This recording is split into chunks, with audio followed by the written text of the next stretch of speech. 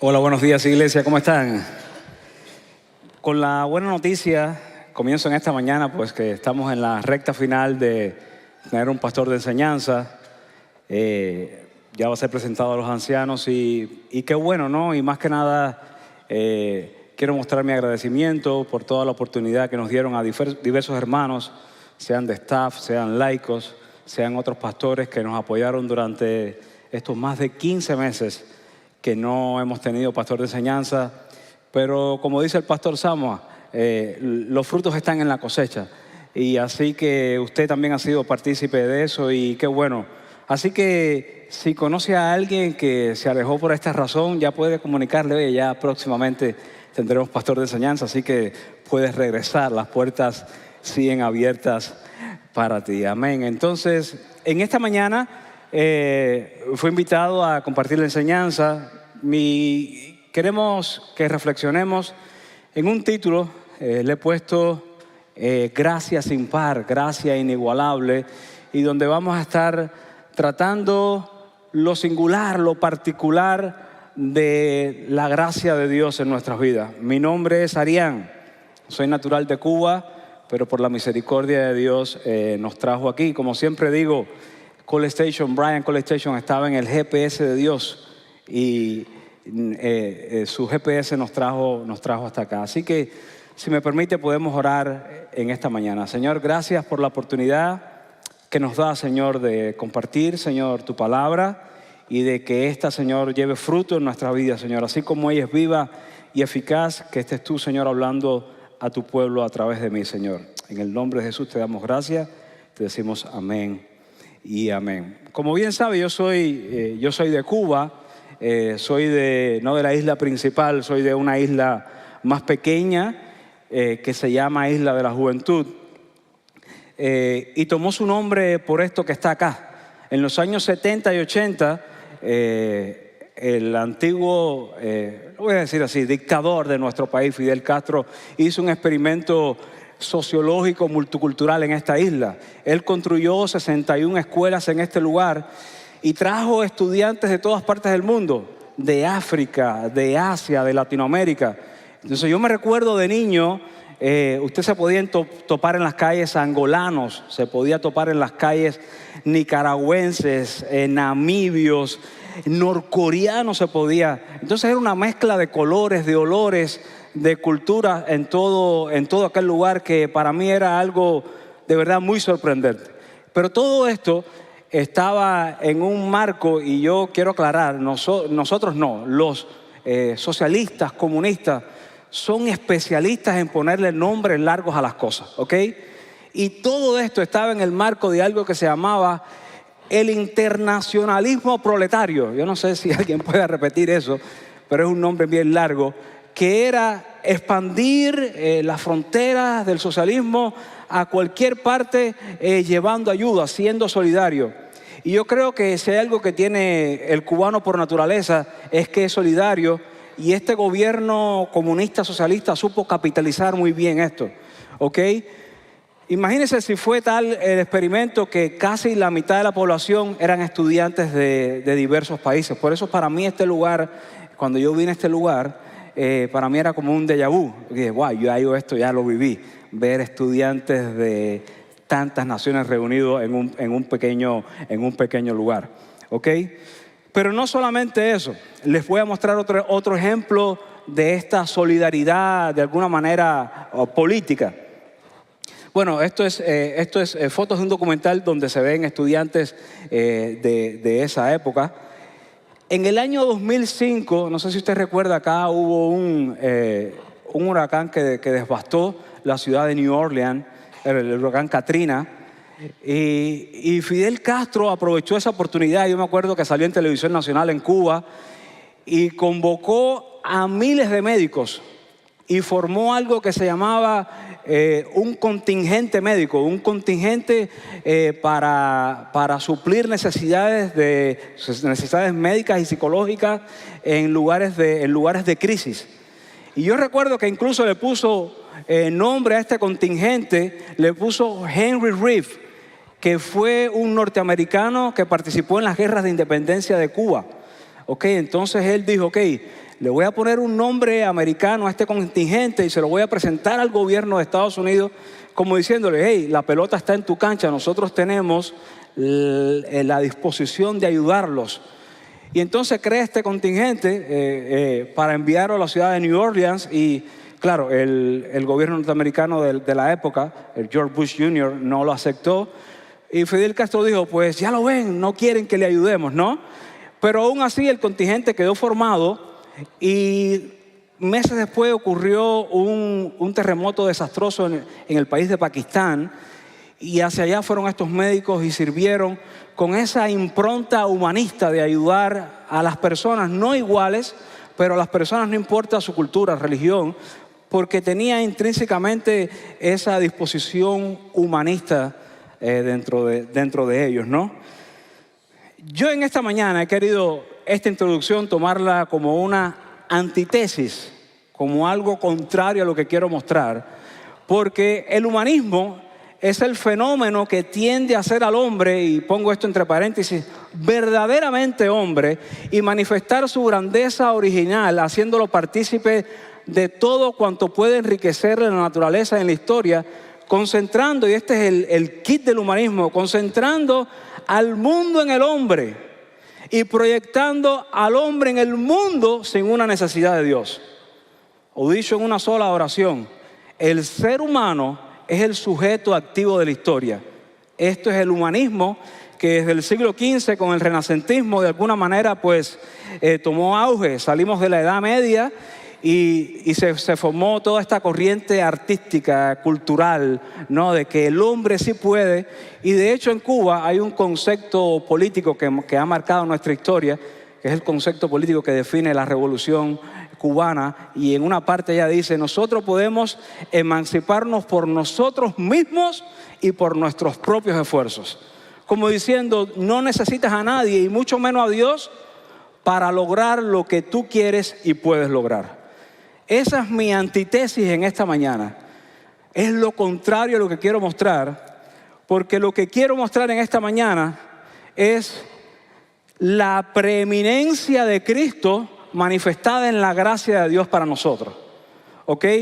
Y voy a tomar las palabras de un ministro y teólogo escocés del siglo XIX que dice, muchos están dispuestos a que Cristo sea algo, pero pocos consentirán a que Cristo sea todo. Y creo que es un concepto que erróneamente se usa en el mundo pensando de que Cristo puede ser algo, que Cristo puede estar en el top 10 de tus soluciones, cuando la realidad es que Él tiene que ser la solución de tu vida. Así que en esta mañana quiero presentarles un texto, el texto que nos va a guiar en toda esta enseñanza, y está en la carta a los Colosenses, en el mismo capítulo número 1 del versículo 19 al 23, así que si quiere acompañarme en la lectura, por favor.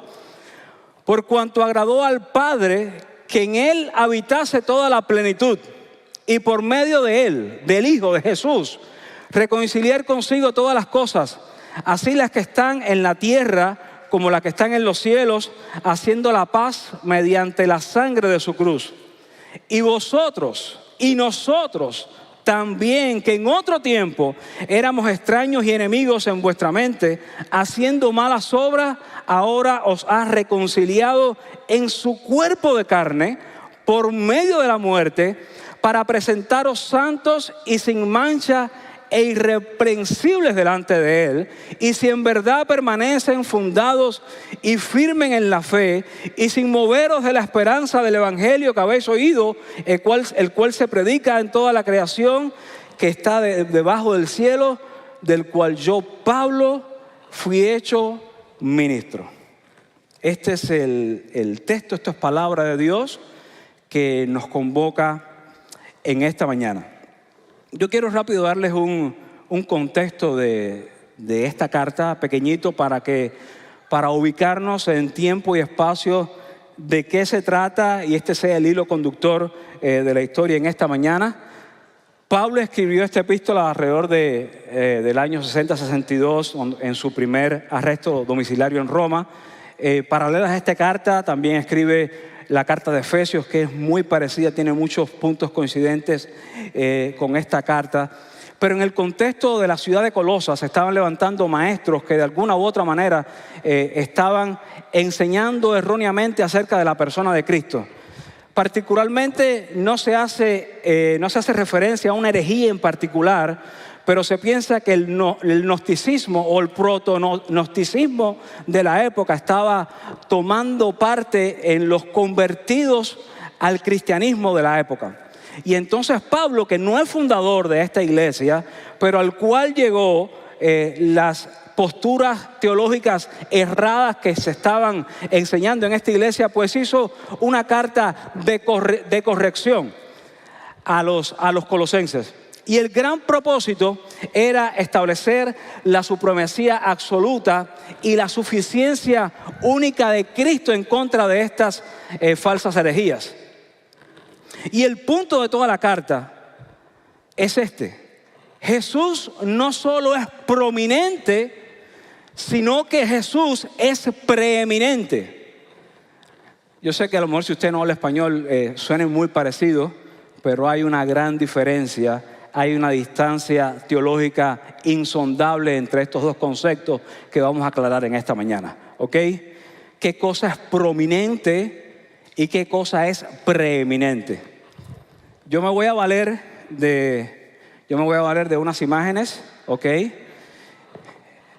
A su izquierda están los preeminentes y a su derecha están los prominentes, ¿ok? Preeminente, por ejemplo, es el equipo de fútbol, the Ohio State Football Team, porque es el número 1 en su ranking.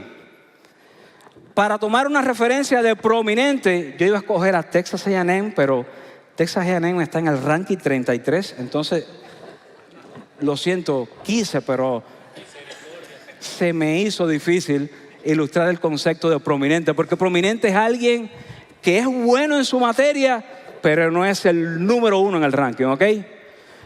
Preeminente es Cristiano Ronaldo. ¿Cuántos dicen sí? Pero prominente es Messi. Aunque usted quizás ya quiere irse de la iglesia con esto que he dicho, pero esa es la realidad, le guste o no le guste. Prominente, este término se refiere a alguien o a alguien notable, bien conocido, una persona o cosa preeminente que destaca en su contexto particular, ¿ok? Que tiene influencia y tiene reputación, pero no es el número 1. Preeminente, por el contrario, este término indica un alto nivel de distinción.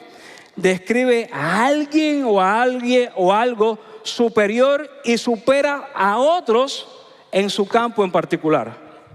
Por eso es que Pablo les escribe y les redacta esta carta diciendo: ustedes están equivocados. Cristo no es una solución más a su vida.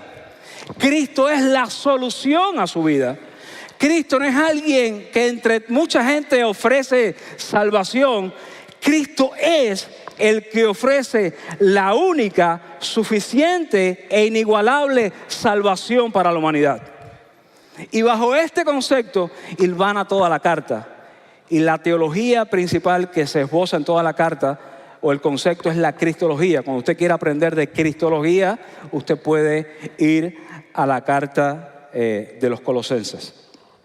En esta mañana yo quiero que consideremos 3 verdades. ¿Ok? Puesta la base sobre la enseñanza, quiero que consideremos 3 verdades. Vamos a hablar de la singular o lo singular de la gracia de Dios. Una singular gracia que nos va a generar una esperanza con certeza o una certeza en la esperanza.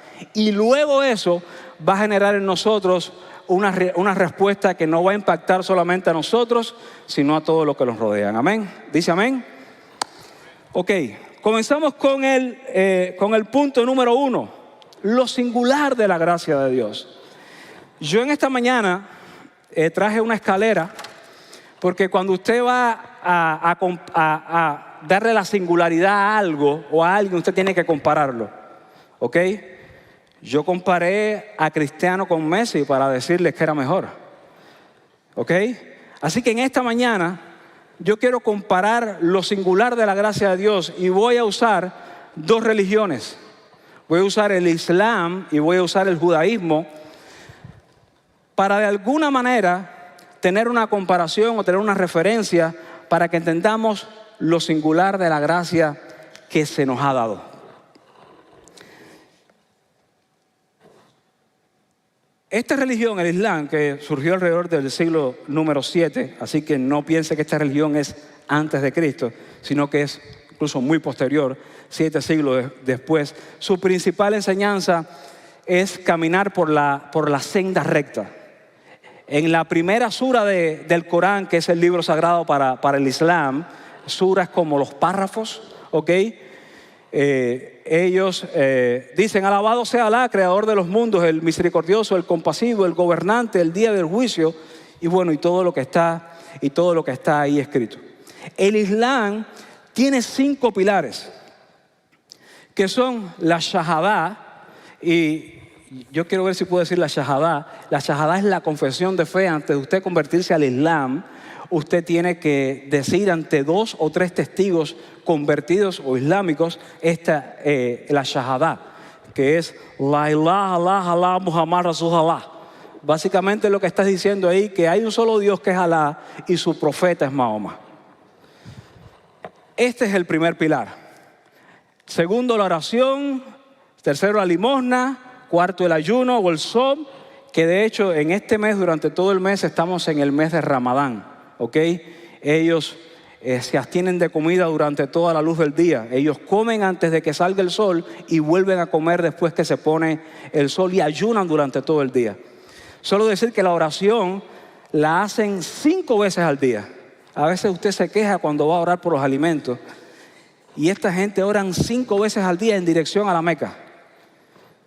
Y por último es el Hajj, que es el deber de peregrinar conforme a tu salud o tu economía lo permita, al menos una vez en tu vida. Por tanto, esta escalera, para ellos llegar a Dios, tiene 5 escalones. Y de una u otra manera, toda su vida se la pasan subiendo esa escalera para tratar de alcanzar a Dios. Si fallas en algún de estos escalones, tu contador se resetea y regresas al principio y no eres contado justo. Y no tienes que hacer la shahadá, pero tienes que de nuevo hacerlo todo y hacer sacrificios personales para que Dios te vea de alguna manera acepto de nuevo delante de Él. El núcleo del Islam se encuentra en su nombre, porque el Islam quiere decir sumisión. No hay una relación de padre a hijo, hay una relación literalmente entre dueño y esclavo. ¿Ok? Porque su nombre es ese, la sumisión. Y solo como dato, 1.400 millones de personas en el mundo practican el Islam. Si las cosas siguen como van, para el año 2050 será la religión número 1 en todo el mundo. ¿Ok? Para ellos Jesús, y esto es la parte significativa de lo que quiero ilustrar, no es el Hijo de Dios, ni siquiera por supuesto es Dios, sino que Jesús es considerado un profeta musulmán, uno más entre Moisés, entre Abraham, incluso entre Mahoma. Por tanto, para ellos la manera de llegar a Dios usando esta escalera de alguna manera metafórica son estos 5 pilares. ¿Ok? Religión número 2, que sería el judaísmo. El judaísmo del cual venimos nosotros, la religión cristiana, pues sí, pues creen un Dios del cual creemos nosotros igualmente, un Dios omnisciente, omnipotente, personal, providente, que de alguna manera escogió al pueblo de Israel de manera muy centrada y muy particular para revelarse como el único Dios verdadero, y así lo fue. Y sus normas de fe y conducta y moral se basan en la Torá. ¿Ok? Se basa, en el Tanaj, que es lo que nosotros conocemos como el Antiguo Testamento. Sumado a eso también tiene la tradición oral, que es la tradición talmúdica rabínica. De manera tal que esta escalera ahora en el judaísmo, sus escalones ya no son 5, sus escalones ahora son 613, que son las misbot, ¿ok? O son los preceptos que ellos deben de seguir para agradar a Dios. Para ellos, Jesús tampoco es el Hijo de Dios, tampoco es el Mesías. De hecho, el judaísmo es algo muy variado, no se puede enmarcar, es como muy parecido al cristianismo, tiene muchas denominaciones y corrientes dentro de él, pero hay, sobre todo en posiciones más ultraortodoxas, tienen una posición pero muy contraria a Jesús. De hecho, si usted hace una revisión bibliográfica del Talmud, usted va a encontrar cosas horribles acerca de Jesús en él, ¿ok? Pero bueno, el punto es que en esta religión hay 603 escalones y cada uno de estos escalones te puede acercar más a Dios. Pero al igual que en el Islam, cuando fallas un escalón, la cuenta se reinicia y te regresan al principio. De manera tal que es imposible alcanzar a Dios.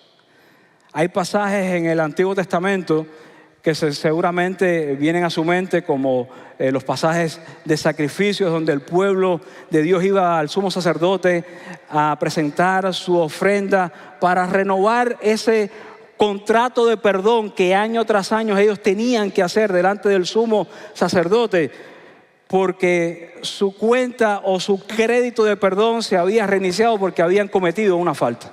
Esto es el Islam y esto es el judaísmo.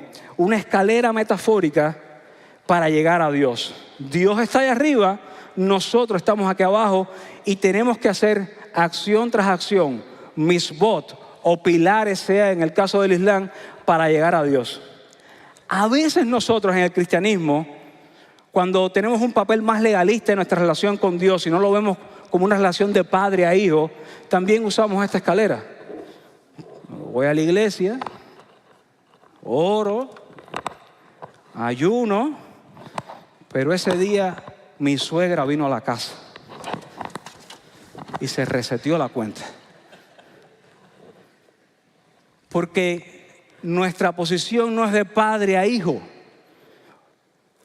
Lo singular, hermano, del cristianismo, y quiero ahora que leamos dos textos que están en el Evangelio de Juan.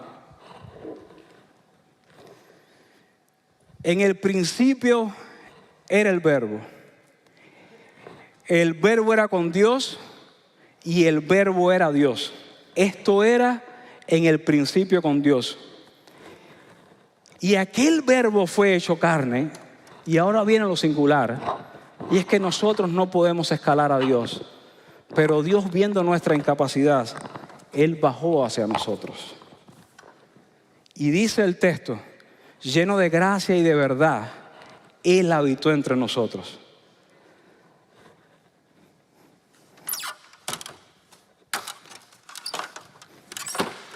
Lo singular del cristianismo, hermano, es que nuestro Padre Celestial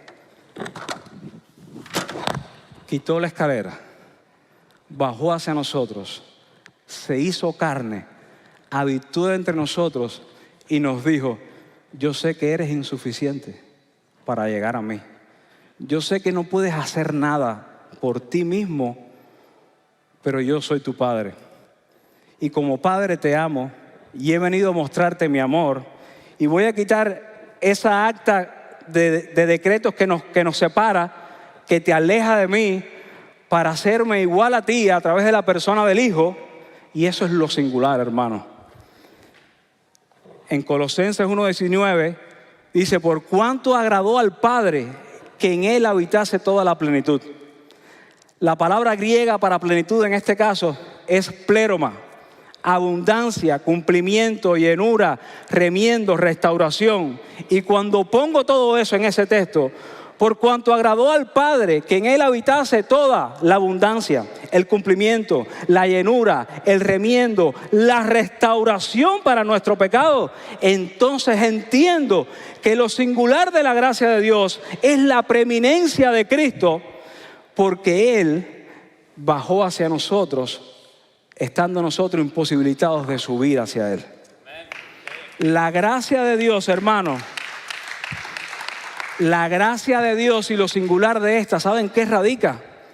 No en el objeto de la gracia, es decir, en nosotros los receptores. Eso no es la singular de la gracia.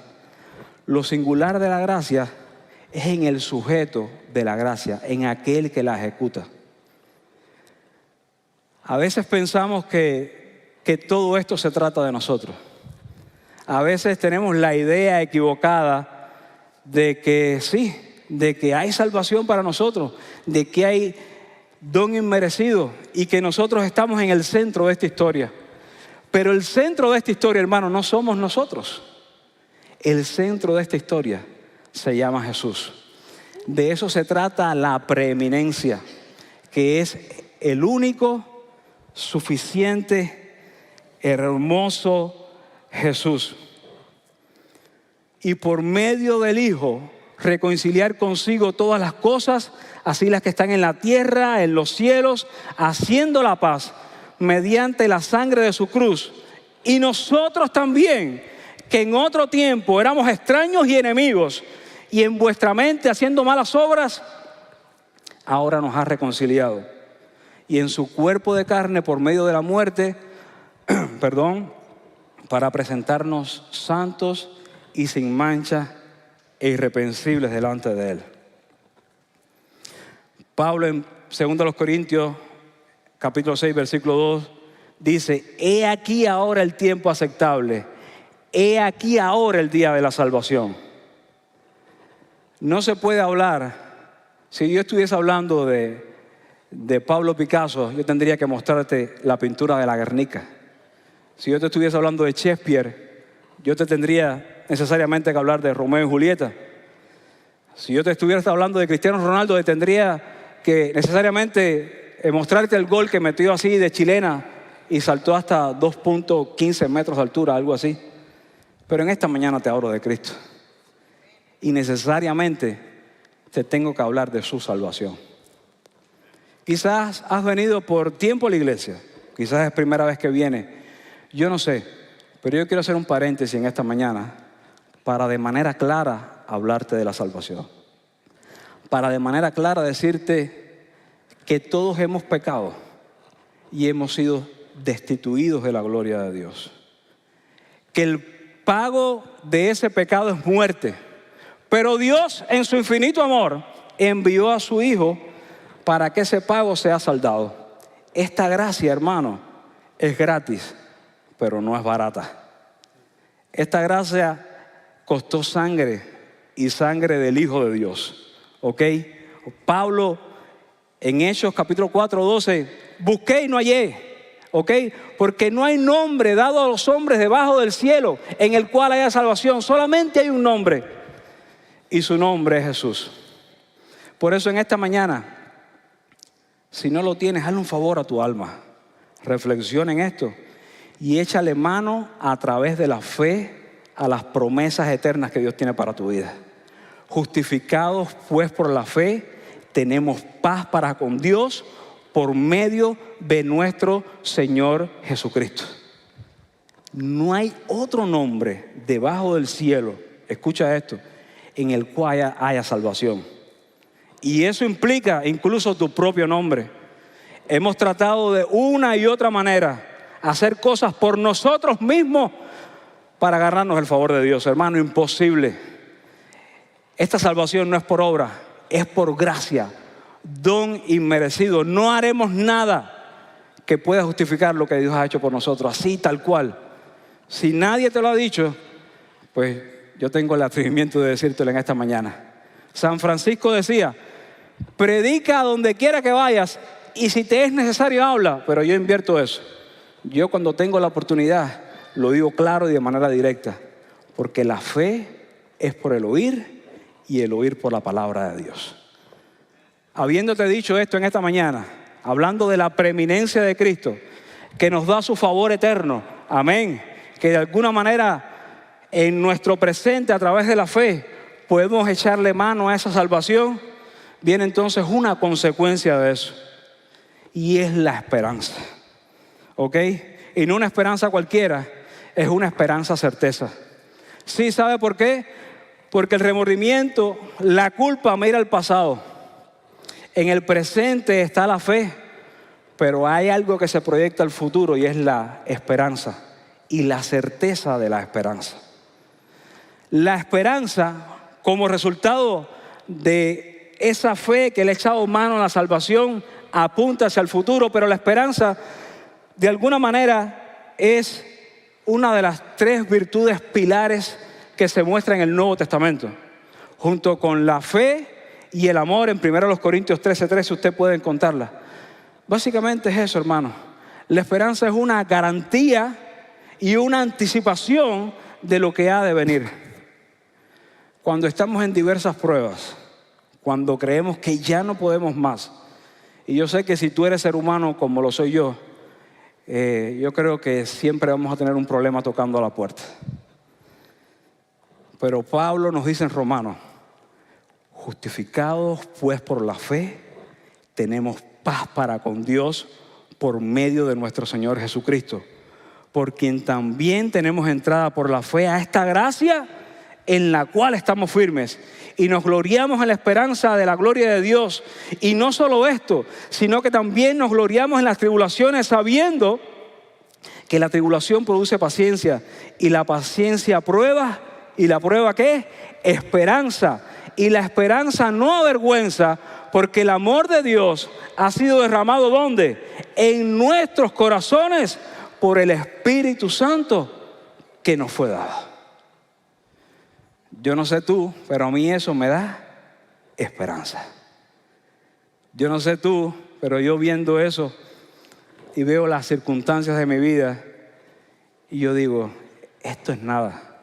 Cuando pongo en la pesa de mi vida mis problemas, mis insatisfacciones, las cosas que no he logrado, pero del otro lado pongo la esperanza de la gloria de Dios, irremediablemente el contrapeso va a ese lado. La preeminencia de Cristo en una vida centrada en Él, no importa lo que pase, produce esperanza. Pues tengo por cierto que las aflicciones en el tiempo presente no son comparables ¿con qué? Con la gloria venidera que ha de manifestarse. Hermano, nuestra mirada no está aquí. Parece ciencia ficción. Las cosas espirituales para el hombre natural son ¿qué? Son locura. Pero hay un reino esperando por nosotros. Hay una gloria eterna esperando por ti y por mí. Así que tu última parada no sea esta.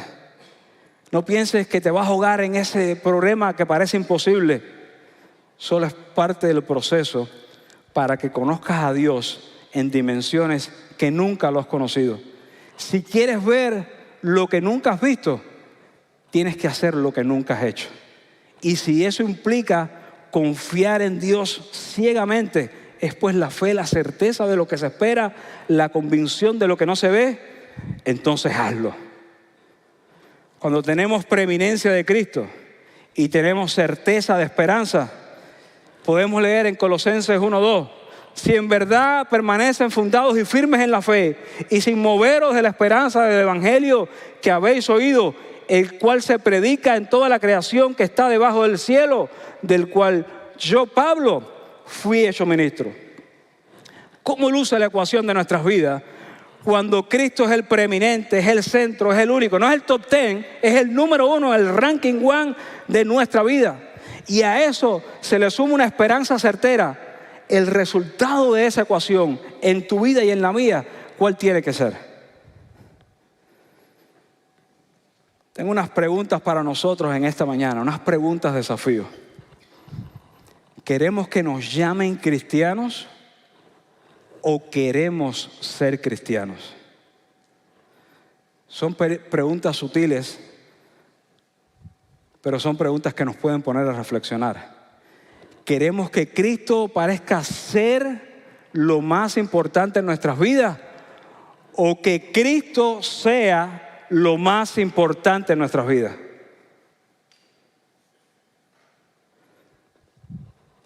¿somos la última frontera de la gracia o solo somos la siguiente parada? ¿Sabe que yo le cambié el título a esta predicación? Yo le había puesto nombre de organización no gubernamental. Se iba a llamar Gracias sin Fronteras. Pero le puse gracias sin par, gracias sin igual. Más enfocada a la preeminencia de Cristo. Y en el resumen de esa primera versión, yo había puesto que a veces nosotros nos convertimos en la última frontera de la gracia. Nosotros recibimos la gracia de manera vertical de Dios hacia nosotros, pero estamos encomendados a expandirla de manera horizontal, de prójimo a prójimo, de comunicar las verdades de Cristo. Pero a veces en nosotros la gracia encuentra una frontera y nosotros retenemos la gracia y decimos, no, a esa persona no. Esa persona no tiene un anillo de graduado igual que yo en su mano. Esa persona tiene un grillete de migración en su tobillo. Esa persona no es candidata para la gracia de Dios que yo porto. O por el contrario, decimos, no, esa persona, ese es gringo. Yo no le predico a los gringos. Los gringos no son amigos. Y crees que esa persona no es merecedora de la gracia de Dios que hay en ti. A veces pensamos que la gracia de Dios va a ser limitada. Hermano, déjame decirte algo. Tú te puedes oponer, tú la puedes frenar, pero esta gracia es imparable. Aquí se aplica el ejemplo de Jonás. Tú te puedes esconder, tú te puedes huir, tú puedes decirle no a Dios, pero hermano, tú has sido escogido para este tiempo, para impactar tu generación. Tú no eres la última frontera de la gracia de Dios. Tú solo eres la próxima parada. Tú solo eres el comunicador, el medio de gracia que Dios ha escogido para comunicar su verdad a otros. Así que la invitación es que como yo sé que la preeminencia de Cristo está en tu vida y que la has comprendido y que Él es el centro en tu vida, y que eso produce una esperanza certera en ti, nuestra respuesta automáticamente tiene que ser como dijo Pablo: sin moveros de la esperanza del evangelio que habéis oído, el cual se predica en toda la creación que está debajo del cielo, del cual yo quité el nombre de Pablo, y ahí tú vas a poner tu nombre. Pon tu nombre ahí, porque tú has sido también hecho ministro de la gracia de Dios. No necesitas un grado teológico, no necesitas una superunción, no necesitas un grado apostólico ni nada de eso. Somos simples siervos de la gracia de Dios. Y ese solo es el primer nivel de respuesta. Recuerda la historia inicial de la brigada médica y todo esto. Recientemente tuve la oportunidad de conectarme.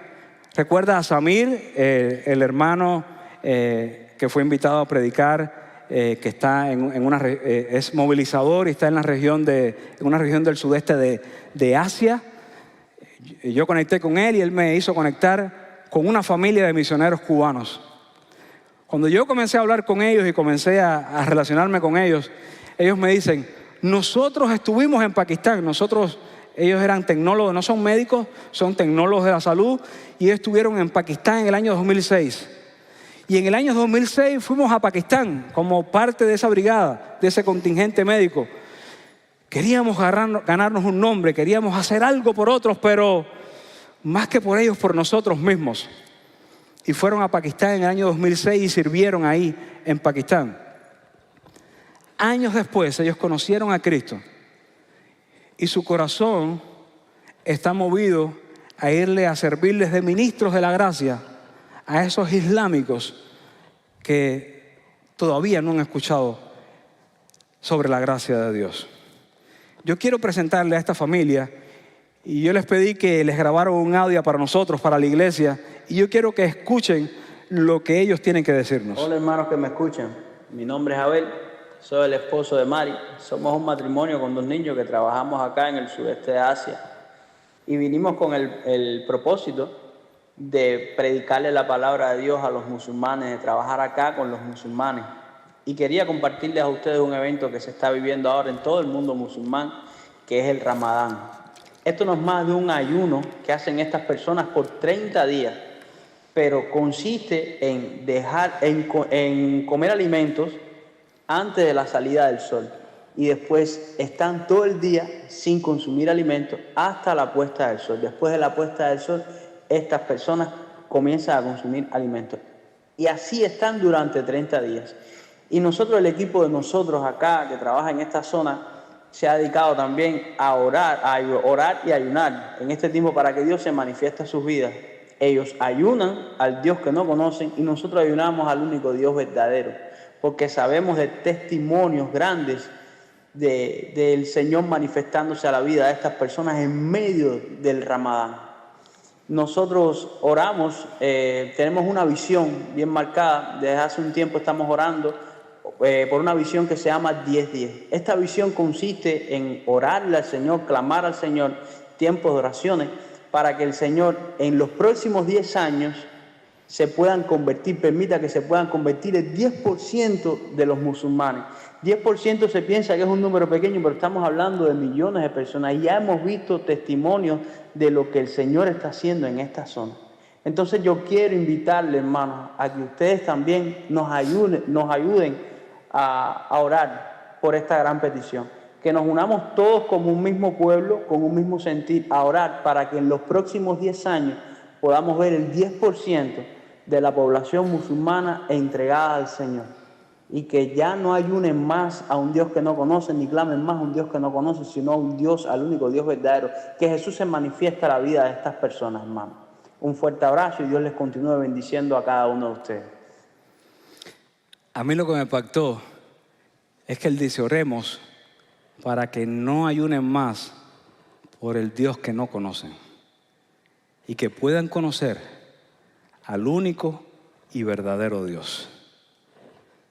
A mí esa historia de cómo ellos salieron de Cuba es muy impactante y cómo decidieron decir, el día que lo hice por el humanismo y el día que lo hice por un sentido político, hoy quiero hacerlo para Dios.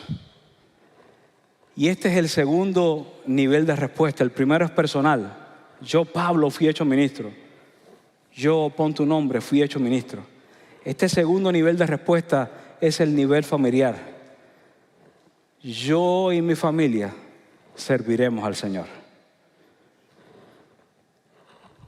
En un tercer nivel está el nivel corporativo, el nivel de iglesia. Amén. Y quiero presentarles, a su izquierda está un grupo de hermanos, dentro de ellos este servidor, ese servidor que también fue partícipe de ese experimento social de estudiantes extranjeros en esa pequeña isla y que por humanismo quería alcanzar el mundo.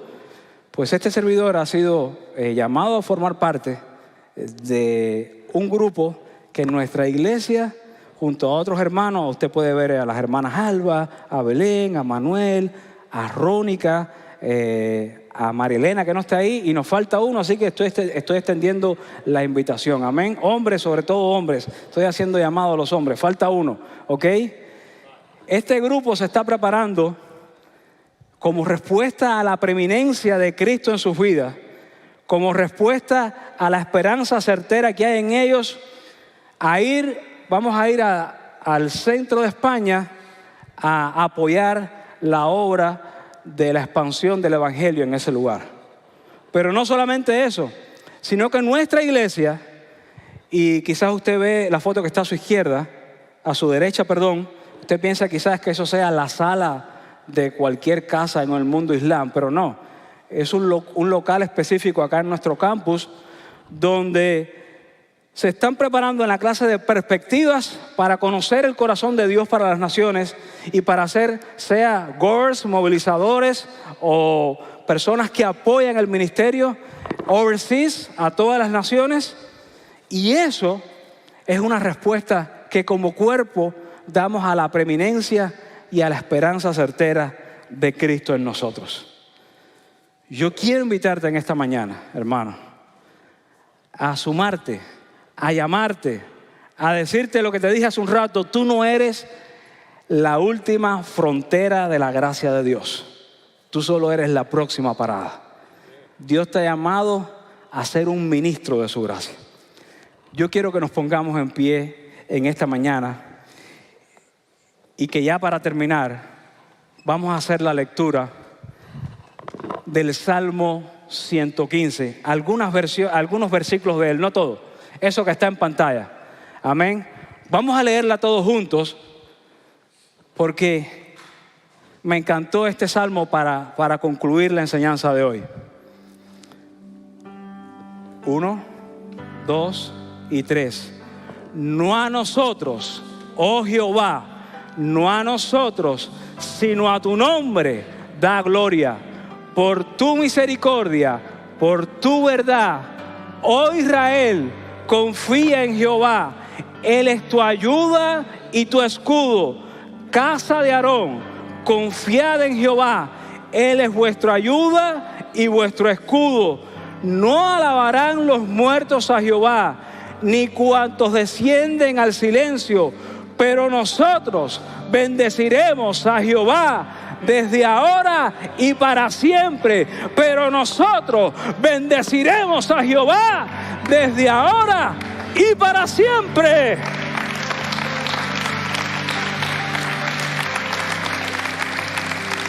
Señor, gracias por esta mañana. Gracias, Señor, por la preeminencia de tu persona en nuestras vidas.